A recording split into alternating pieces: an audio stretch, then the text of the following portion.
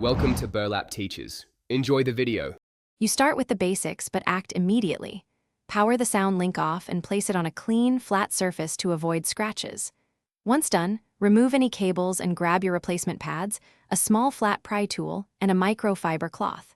You'll work at the seam where the pad meets the cup. Using the pry tool, apply gentle, even pressure to unclip the retention ring. Don't rush. Controlled force prevents breaking plastic clips and makes the next steps smoother. Once the retention ring is released, peel the old pad back slowly while inspecting for clips and any adhesive residue so you understand how it was seated. Make sure to clean the ring and housing thoroughly with 70% isopropyl on a lint-free cloth to remove oils and glue. This improves adhesion and seating. Then dry and test fit the new pad to confirm tab orientation and clip alignment. Aligning first avoids stretching the pad or forcing clips later. You now align the new pad's tabs with the slots and start by seating one section, then work around the ear cup, pressing evenly so the foam and cover tuck into the groove.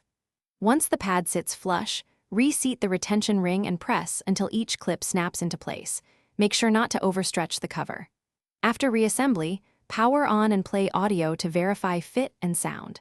If you hear rattles or the pad shifts, reseat the clips and clean contact surfaces again. That usually Thanks for watching. Consider subscribing if this video helped you.